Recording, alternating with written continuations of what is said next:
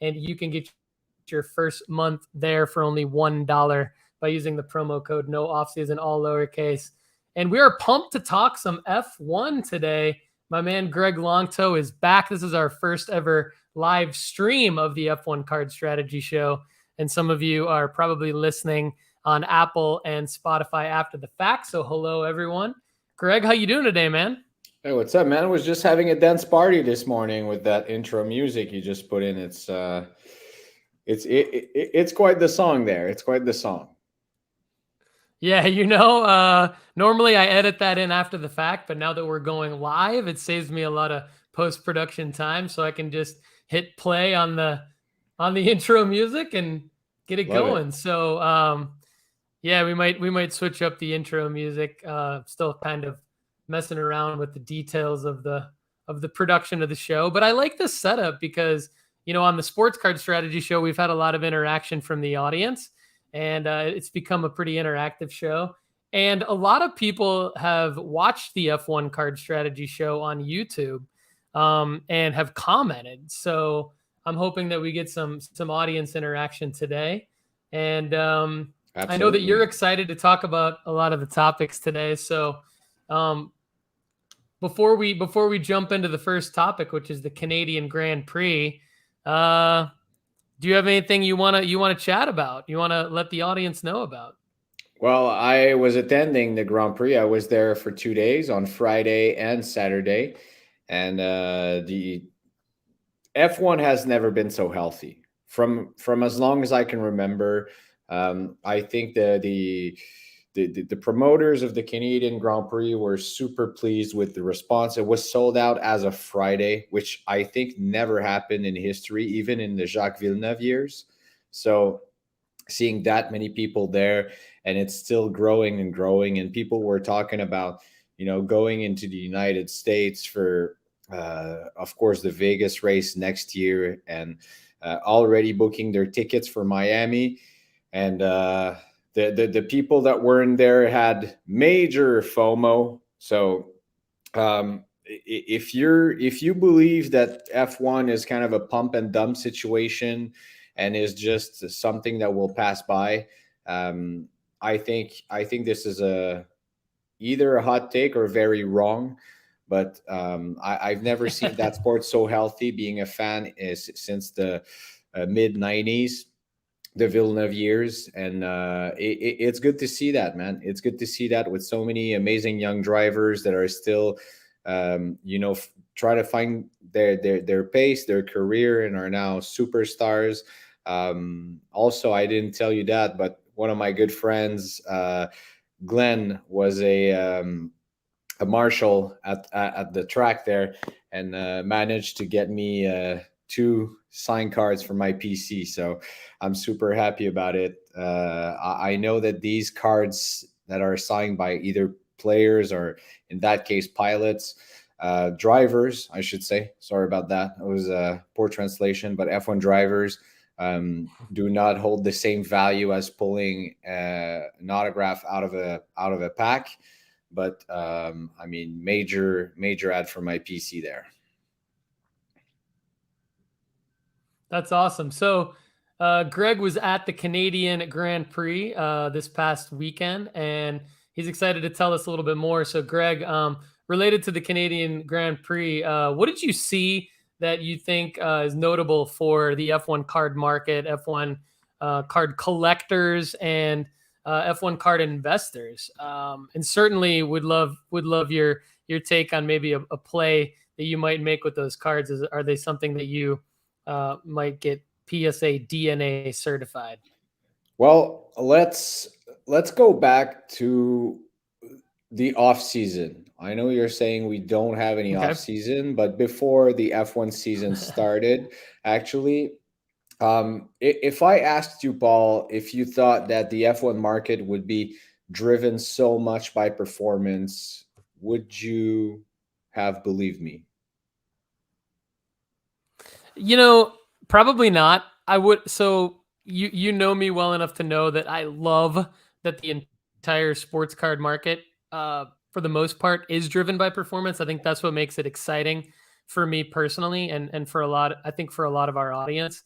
But with F1, I would have been hopeful on that, but I would not have thought that it would have been driven by driver performance as much as the other sports. So what are you telling us that it is being driven by performance quite a bit?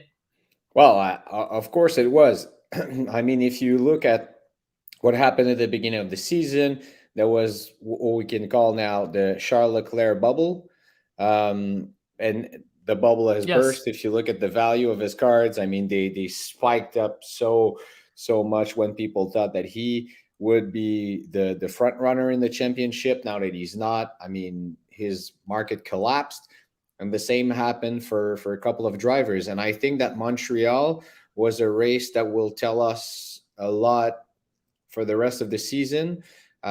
Max dominated and absolutely dominated, and now has 46 points on his teammate, Sergio Checo Perez, which, by the way, his dad was sitting right next to us in the stands, and people were taking pictures with Checo's dad. It was a pretty funny moment there on Saturday. And then 49 points on Leclerc. So at this point, unless there is a major collapse from Red Bull, which pretty much won't be happening, Max Verstappen pretty much has this championship locked up. What I liked about the race is seeing other drivers pushing and looking good despite their results. When you look at what happened with Mick Schumacher during the race, his car failed him, but he was super quick. Quick Mick was back this weekend. He had a great qualifying session. I think that the people that were just about to give up on investing in Mick Schumacher were probably a bit reassured seeing him that quick in qualifying. George Russell took some risks there. So, and George still placed P4. I mean, he's still in the top 5. And the big news there, Lewis Hamilton is back. So people think that, it's because Checo was not able to perform this weekend. So, I mean, people won't give credit to Lewis for what he did, but he was saying his car was undrivable on Friday and still stepped on the podium in 3rd place. So what does that mean? I mean, Lewis could probably be a threat and could finally have found his rhythm with less porpoising on the car. And as you know, if Lewis has better performance from now on, all the market goes back up. All of it. He's the major part of it. I was in the stands for 2 days. Yes, there are popular drivers. Lando's a popular driver. Of course, Max is. Fernando Alonso still. But whenever Lewis was on track in front of the stands, everyone would go up, cheer for him. He is still the most popular driver on track, despite what everyone says. And we saw what happened. He didn't perform this year. The market went down. Is this the only reason? No, but this is a main reason as well. If you have the main player of a sport not performing, the whole market goes down, and this is it. So now if Lewis can get back up and perform until the end of the season, I think that this will, again, the same case as Mick, reassure people and probably drive the prices a little more up. So this is my, you could say hot take there, but a take from the Canadian Grand Prix, as I said, that a season shifting. So that's it. Yeah, I think you did a great job a couple weeks ago talking about Lewis being a good buy when he after he hadn't performed the way that we all thought he might heading into the season. He was having some car trouble. Now you're saying he's back, and you actually made a hot take a couple weeks ago as well that he would start winning races. So it's looking like you know what you're talking about. And with the market being driven by driver performance, Lewis looks like not only was he a good buy a couple weeks ago, but he looks like being the GOAT, he should continue to be someone that we're all targeting buying, right? I mean, it's kind of buy Lewis, and then talk about what you already talked about. I think Lewis heating up and what that means for the F1 card market, and I think that's great. Are there any particular cards? Is there any particular particular plays with Lewis that you see, or is he just kind of the long term goat hold, buy and hold, because he's gonna hold value, and then of course, hoping that he does Yeah. win races in the future, seeing some more increase in his prices. Do you anticipate that? Do you think it's that black and white? Well, it's never that black and white in cards. If I told you that, I mean, 3 months ago, if I would have told you that everything that's happening now in the card market would have happened, a lot of people would have laughed. And now here we are. So it's never that black and white. But to me, Lewis is one of the all sports put together. Lewis is probably one of the top 3 buy and hold that we can have. He's, I mean, Yep. in the conversation of one of the best drivers ever, top 2, actually, top 3, Senna, Schumacher, and him. And he will continue winning races. His career still goes on. For how long, we don't know.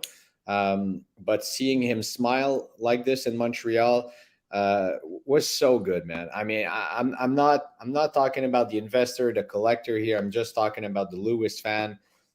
I'm a fan of pretty much all the drivers anyway, but the Lewis fan there, seeing him, hold Carlos Sainz, joking a bit with Max, seeing him smile and so happy. He loves Montreal also, just like he loves Brazil and also Great Britain. But the ultimate buy and hold and the play, any portrait you can get, and even more 2020. Once again, I'll say it, in F1, stick to 2020 if you can, or any short prints, PSA 10 short prints from 2021 or anything numbered can be a good play. But yeah, if you were dreaming of a 2020 card that was not affordable for you in the past years, probably now is your time. Perfect. Great takeaways. So before we move on to our next topic, which has to do with something that you mentioned a minute ago, which is kind of Lewis being back, really helping all of the F1 card market, and we try to prospect a lot on the show.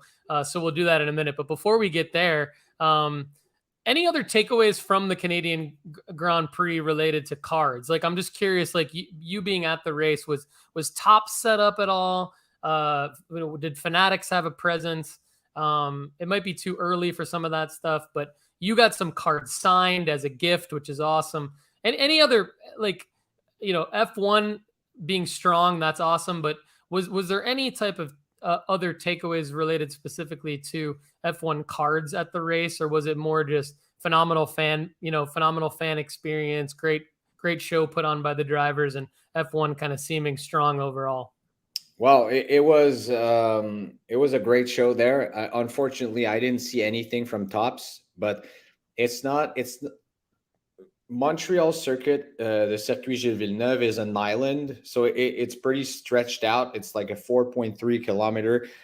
Actually, just so you know, we can bike and run on the track when the cars are not there all year long. If you want to go take your bike and do some laps, that's actually how the best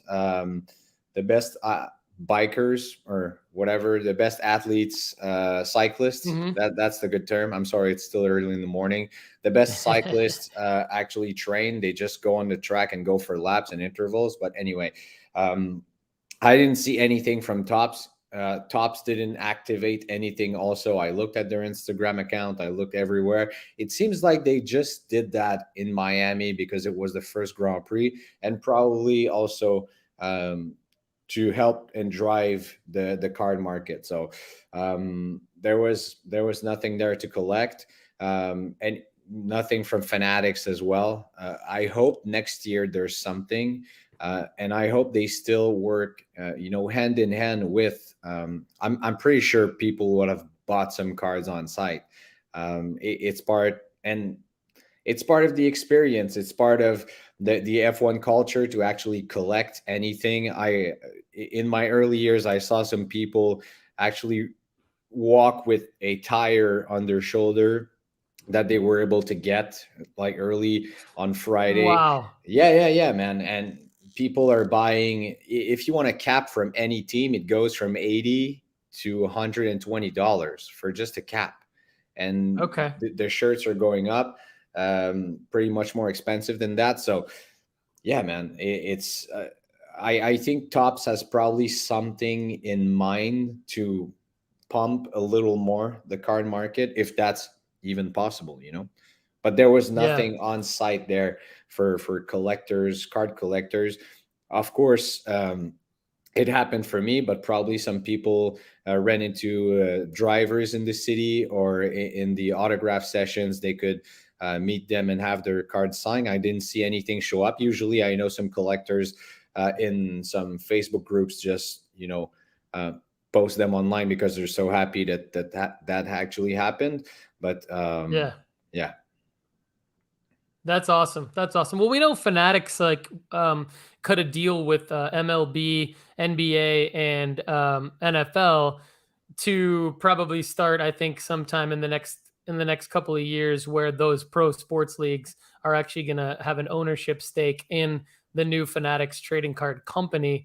And so I wonder if that is going to happen with F1. That would certainly be great, I think, for not only the fans of F1, but also the sports card collectors of F1, because I think that it just further motivates both the organization, the league, um, and the card company to collaborate on the better experience for the fans. So Of course. that would be cool. All right, so let's get into some prospecting. So number one on our prospecting list is our guy Oscar Piastri. Now, we've talked a lot about Oscar on the show. We've talked about Oscar on the Sports Card Strategy show, you and I also. And so it's a perfect time, I think, to talk about Oscar. Why don't you tell the audience why you think now is a good time to talk about our guy, Oscar Piastri? Because he has not raced in F1 this season. He has not really raced anywhere this season, but I'll let you take it away here. Oscar Piastri, I know you're big on him, and everyone in the prospecting F1 bubble is big on Oscar. Oscar is part of the Alpine / Renault family, and he's sitting behind right now Ocon and also Alonso, which will probably won't go anywhere for 2023. I think, especially what Alonso did this weekend, they're going to keep him for another season. There were rumors that started going out of the F1 behind the scenes in the paddocks that Oscar Piastri could be replacing Nicholas Latifi, or Go Tifi, or Champion of Walls, depending depending on how you like the nickname is. I'm gonna actually respect the guy, since we're both Canadians, that he would replace Latifi right after the Canadian Grand Prix. So some rumors were saying that Latifi's Grand Prix last weekend was probably his last. And then the rumors were denied, but everyone is saying that Latifi is pretty much done after the season, and Oscar Piastri would be replacing him in a Williams seat next season, and also that they would change their engine, their power unit from Mercedes to Renault as well. So that would be part of a whole deal, and Williams would be joining the Renault / Alpine family. So it all seems that Oscar Piastri will be driving in F1 next season. And now, does that mean that it's time to buy Oscar? I still don't know. I mean, he's priced pretty high, and if you look at any other drivers that are or have been in a Williams seat, Nicholas Latifi, Alexander Albon, and George Russell. And George Russell is actually now in a Mercedes seats. And when the cards started coming out, were released in 2020, George was already one of the biggest rookies, sought after rookies of the class. And now he's with Mercedes and will be a contender for the championship next year. And he actually, in the numbers, he can actually be a contender top 3 this year. So is he a buy? I don't know, but is it reassuring for people that invested in Oscar Piastri when he showed up in the 2021 set and probably in the 2022 set? Seeing him, I don't know if they're going to make a set with him in a Williams suit or anything, his official rookie card and everything. But yeah, I mean, everything points for having Piastri of one of the top 20 drivers in the world next season.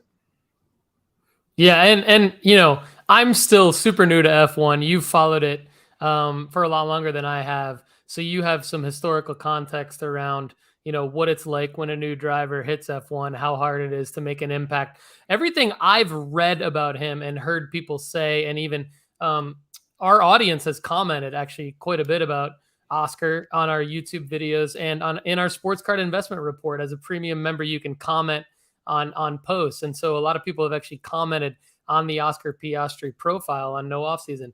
Point is, people are high on him. You know, I don't know the expert level of F1 that these people have, but I assume they're pretty intelligent. They seem intelligent, and I've heard people say things about Oscar that lead me to believe that he could be an actually a pretty successful F1 driver. You know, Greg, do you compare him to any F1 drivers out there right now? Like, is he, I mean, could we see him be someone like at a George Russell level? You know, the trajectory of George Russell's career, or is this going to be,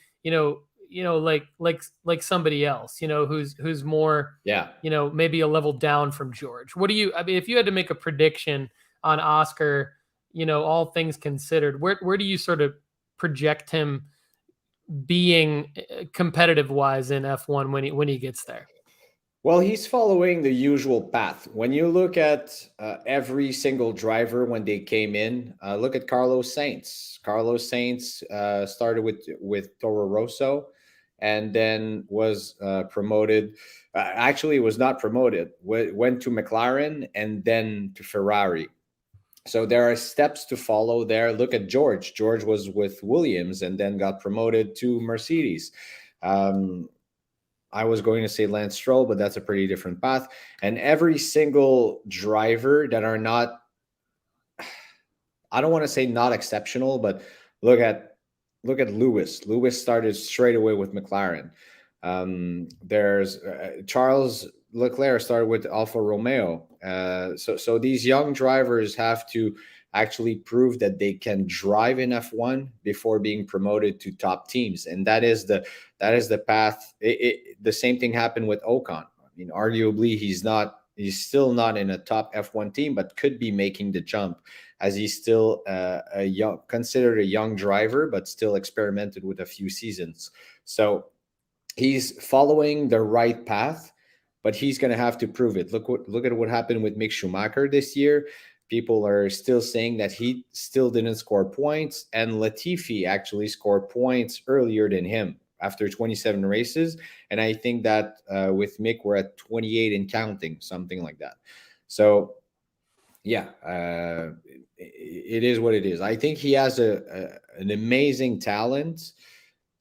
Is he on the same level as let's say a George Russell, a Max Verstappen, a Charles Leclerc, a Lando Norris?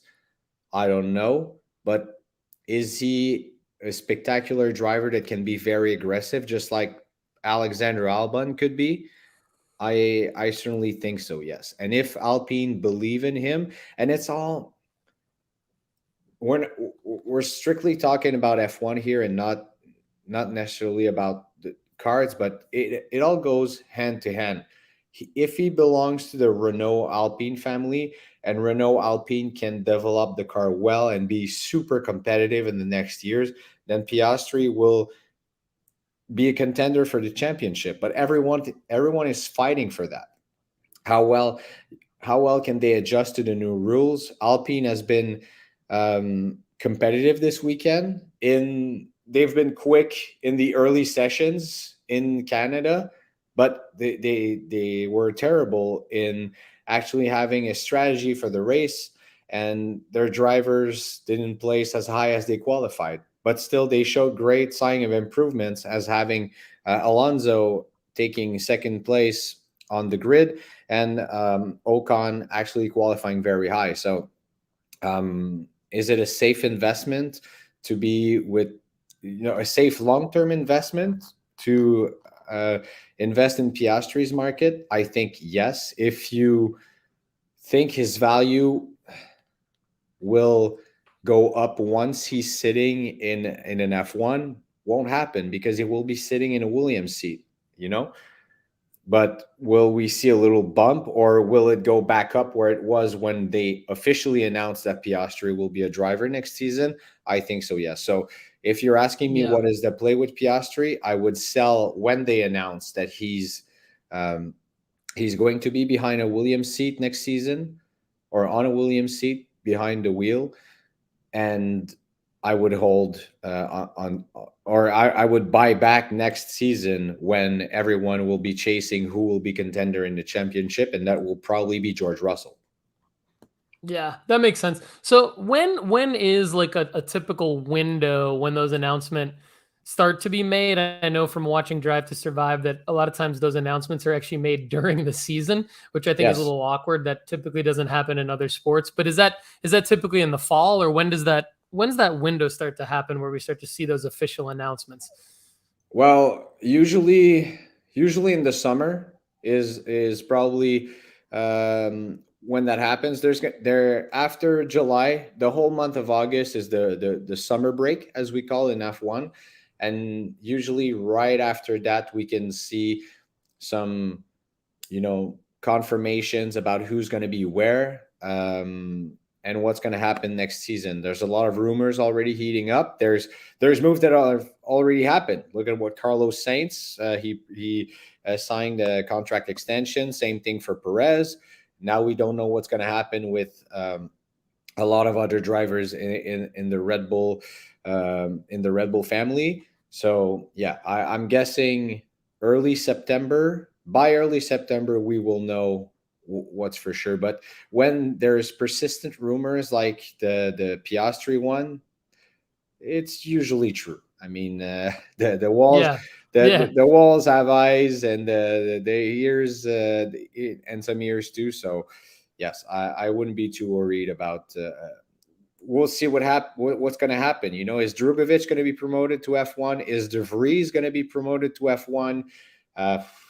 Poor Share. I mean, who's it going to be? We don't know what's going to happen with actual F1 drivers that are right now in. Driving actual cars are in this top 20 mix, and we don't know what's going to happen next season. So. Yeah. So I think now would be, well, certainly Oscar's prices have been cut in half from back when the 2021 set came out. So when the 2021 Topps Chrome set came out, that was his first everything, his first autos and all that. And they were going, the refractor auto out of 400 to 499. I think it's out of 400. Anyway, that was going for around $1,000 raw. It's been going for less than 500 raw. I think it's good to see some news on Oscar, because I could see that price steadily going up based on some of these rumors. And what I think that means, I'm basically going to agree with you here. I think that the play is it's not a bad idea to buy in, even if those prices are going back up, because they got cut in half basically, which I think means that they could get back up to maybe over $1,000 when he is announced an F1 seat. And then I think, Greg, you're right. It's probably there probably will be another drop until he then actually starts performing very well, which who knows how long that could be. So I think that's the Oscar Piastri sort of trajectory here. And you mentioned another guy. You mentioned a couple other guys, which will lead us into our next topic here. And one of them you mentioned just very briefly is Lando Norris. And I know one of the topics you wanted to talk about today is just his market overall and what's happening with him and why. So I'll let you lead us off on that one. Is Lando Norris's market collapsing? What is happening? Lando Norris is one of the fan favorites. Everyone knows that, from the Drive to Survive fans, I'll call it this way, to just, F1 connoisseurs that will say he's probably one of the top three most talented drivers on the grid. Plus, he's super marketable, has an amazing star power. He is among the long-term future of the sport. Also, he has a very long contract with McLaren. He's building an esport empire with his Quadrant business. So, the e-racing.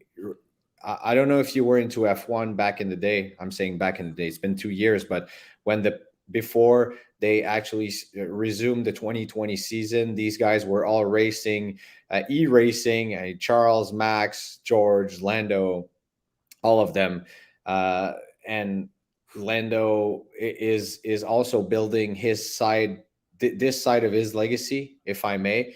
Helping young e-racing prospects and all that stuff. But right now, what's happening with this market, just like pretty much all the card market, there's a market correction. I'm not going to start debating on that, but McLaren is terrible. That's what's happening. McLaren is actually terrible, and they can't give Lando a competitive car. This weekend in Montreal, they were not terrible. They were horrible. And Lando raised some issues with his power unit, and he actually didn't place in the points. Both cars didn't place in the points, and they're going to need to do something. So when we talked at the beginning of the episode about the market being driven by performance, people are probably letting go of their Lando cards to try and move their investments somewhere else. And Lando will go back up. I can't stress enough about how he will win races in his career. So if there's one guy right now that is a buy, it's him. Look at, I have many of his cards, some that are at grading. And there's actually a card that I own that is Sapphire Portrait PSA 10, and I think it dropped by something like 50%. So probably that some very high-end cards of his are holding value, but from what I looked in the past days or weeks, Lando's cards are just falling apart. So is it a good time to buy when you believe that this driver will do something in the mid long term? I'm thinking so, yes. Phenomenal. Love it. Great analysis. And we all need to know how to time these things and who to believe in for the long term.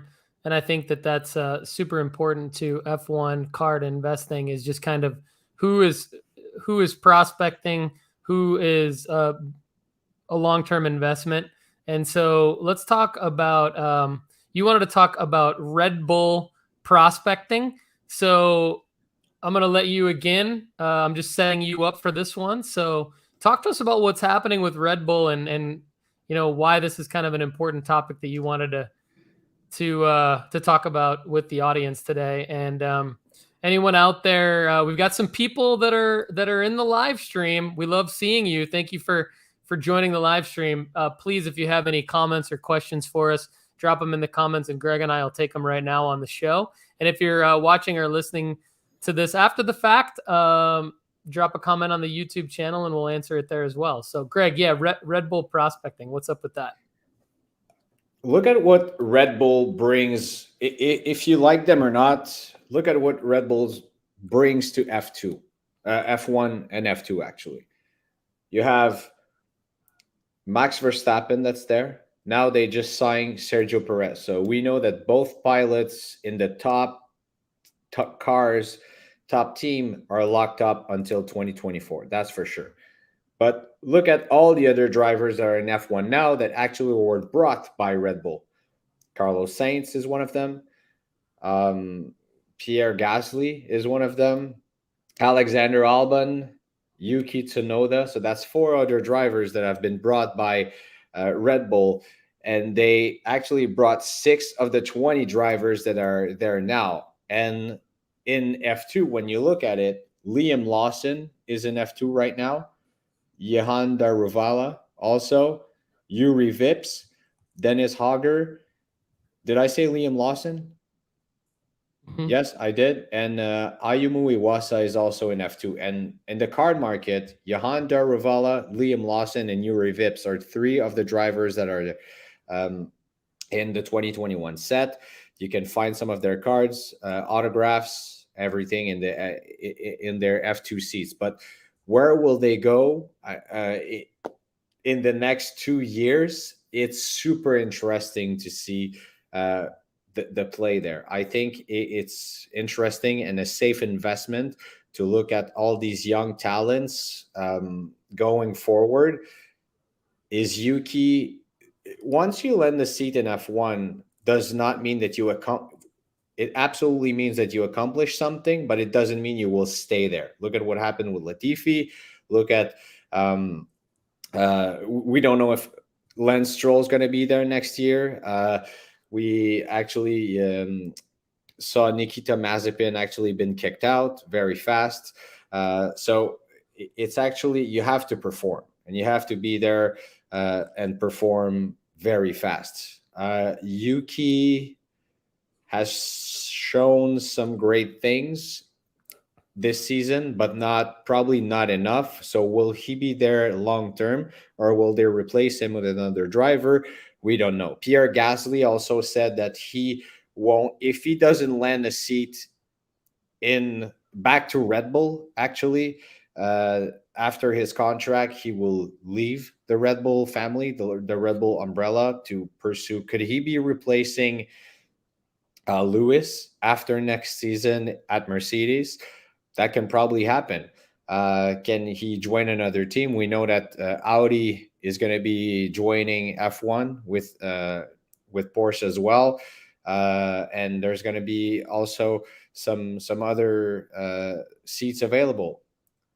So in the near future, I think that there's going to be 1 or 2 or probably 3 seats available in the Red Bull family, either at Red Bull after 2024 or at AlphaTauri as of next year or the following season. So Yuri Vips and Liam Lawson have cards in the 2021 set, the Ruvala too.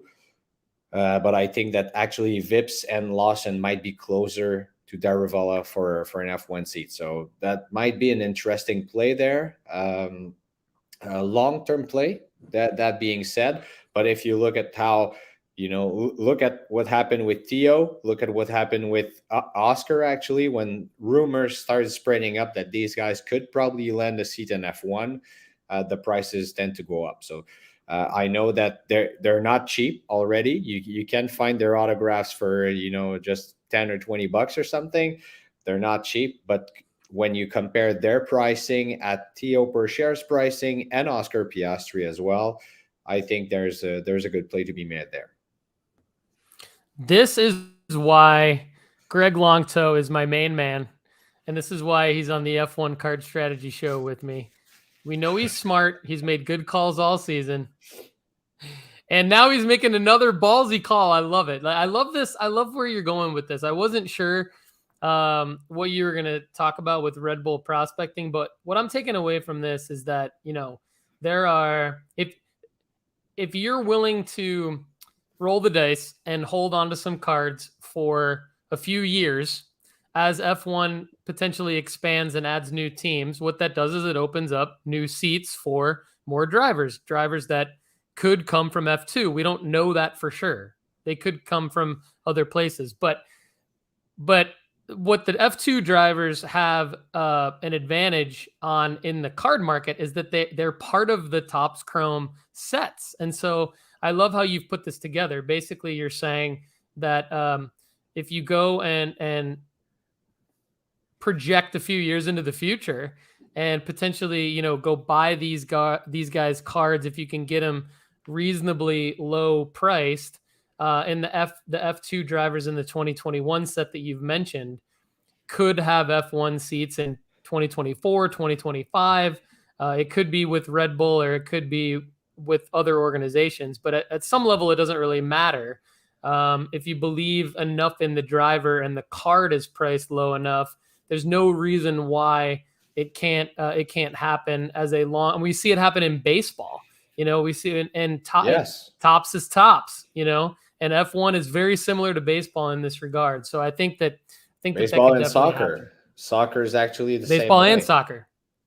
Yep, baseball and soccer. Good call. So you are teeing us up perfectly for our next topic here. You mentioned Pierre Gasly. So Pierre Gasly, we want to give kind of an F1 card update on Pierre Gasly. And I like what you said about him.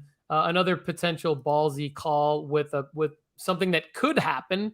We don't know, but could Pierre replace Lewis at Mercedes potentially in the future? Now, he's definitely shown that he is a legitimate driver. He's fought hard. He's had some ups and downs, but he's compared to guys like Lando and George. His pricing, I would go so far as to say that it's dirt cheap. I mean, we've looked at his dynasty patch autos out of 10 on the show. We've identified them as a pretty good play. Our audience feedback was positive on that. So talk to me more about what you're thinking with Pierre. Like, is Pierre, are you thinking Pierre is more and more of a solid long-term play, or how do you see him right now in the card market? I think that's another long-term play. Like you said, he's dirt cheap, that's for sure. But there's so much uncertainty around Pierre Gasly, and I love the guy. He's an amazing guy. Again, Yeah. great star power. He's so aggressive on track. I could witness it when I saw his driving style there in Montreal. He's a driver that I like and that I want to see succeed. Already won a race with AlphaTauri, but what's happening at AlphaTauri is the same that McLaren this year. They've been terrible with the strategy. Everyone talks about how Mercedes is struggling with the new rules and all that stuff, but the same happens with AlphaTauri and McLaren. So he is going to land a seat somewhere. He has too much talent to stay in that team, but does that mean that he will? I said he could replace Lewis at Mercedes. It's true. I think it could happen, but does that mean it's the play? It's going to happen? I don't know. McLaren already said that they won't be signing Pierre Gasly, and he said that he wants out of AlphaTauri because he wants to go on a top team. So where does that leave him to be? I mean, unless Alpine becomes a top team in the near future, which could happen. Like I said, once again, they've been very quick this weekend. They've been very quick in the past weeks. Alonso and Ocon has been competitive, so that could be a play. And imagine if a French team like Alpine has two French drivers in Ocon and Gasly. That'd be amazing. So that could be a play there. And I like the Mercedes play, but some people say that Ocon, who's actually managed by Toto Wolff, will be replacing Lewis when Lewis decides to retire. And once again, when does Lewis retire? We don't know. If he performs, I think he could be there for a couple of years still. I wish he'd be there for a few years again. So yeah, this is where we are, man. I think if you believe in Gasly's talent, I would buy him now since the performances are not there at all. Again, stick to 2020, his first cards, and I think he will. He how can he go down once again? That will happen if he signs with a bad team or once again, this is all speculation, but I'm just wondering how can Pierre Gasly's prices can actually drop long term. I don't know. I don't think they can. Yeah, I think I want to do a little bit of an analysis of like Gasly versus Piastri, just to kind of see what the pricing looks like on a comparable card basis. Um, Solely because like Gasly kind of strikes me as just like a more well-known, less risky version. Like we know who Pierre Gasly is. We know Yes. what the positives are, and what we know where his floor is. Like we're at his floor, right? I mean, I think that's what we're saying is like we're at Gasly's floor, and we don't know what other prospect floors are. So it's almost like I like the Gasly versus all the other prospects analysis kind of play because I think that Gasly almost has the same or similar upside as a lot of the prospects that we've mentioned on the show. But doing a pricing analysis of him would be interesting. So that might be something that I come back with on the Sports Card Investment Report or the F1 Card Strategy Show or the Sports Card Strategy Show. Yes, So sir. I love Gasly. I love the fact that when he got, I guess, promoted to Red Bull, and then got demoted from Red Bull shortly after that. I love that he won a race that same season for the other team, the other Red Yes. Bull, the, And the other AlphaTauri Red was Bull owned team. I actually mean, competitive in that season. yeah, and I think that says a lot about him as a competitor. And I think that what's interesting to me also about Lewis as a competitor, since we're kind of talking about these guys in the same sentence related to potentially, you know, I know it's like it's a total guess, but Gasly replacing Hamilton at Mercedes, I think that they're both interesting because Lewis is a competitor. Like I think a lot of us that don't a lot of us that know Lewis Hamilton but that don't truly follow F1 deeply. Um, Yeah. we kind of he's kind of seen as more of a celebrity. But when you break it down, the dude is more like a Tom Brady, in that he wants to race, he wants to win, he sits there in the rooms with the entire team and he breaks things down. And so while he may have that celebrity appeal, he's almost the best of both worlds because to your question, like when does he retire? I mean, I think who knows? Like, I think he keeps going personally. I think he just seems like a guy who won't really know what to do if he's not racing. I mean, he's what, 37 or 38. I don't see any reason personally why he wouldn't go at least Lewis? another 2 or 3 more years, but who Oh, knows? Lewis has plenty of projects after he's racing, and that's why he's a good investment. He's going to stay relevant, whether it be in F1 or fashion, or he already was in the bid to buy Chelsea. Remember that? So I Yep. think Lewis is building a legacy sports wise, and in culture. He's giving a lot to charity also. So he will do a lot after his racing career. But I think he really, really wants to retire with all the records. He already has the most wins, already has the most poles, and he wants to get his 8 WDC. And I think he can actually do that as of next year. And we will see. And after that's going to be, I'm saying it's going to be another driver's time. We're speaking when Max Verstappen will probably nail his second championship in 2 years. But, that being said, I think Lewis can still be very competitive once again before he retires. We'd love to know your thoughts and comments on the YouTube video. And if you're listening on Apple and Spotify, you can tweet at us or you can join our Facebook group. Greg and I are both there. The best way to join the Facebook group is go to sportscardstrategy.com and just click the quick link to join the Facebook group. And Greg is @GregTho on Twitter, DATGREGTHO. Yes, Yep, sir. that's it. And I am no off-season card. So tweet at us. Let us know what you think of the show. Greg and I are having a lot of fun doing it. We great job as always, man. Thank you, Really my man. appreciate it. Thank you. Anything you want to add before we head out today? I think we went full circle today, so can't wait for the next episode. Thank you all for your questions, comments, and thank you, Paul, for this great chat. Thank you as well. Have a great day. I'll talk to you soon, man. Yes, sir.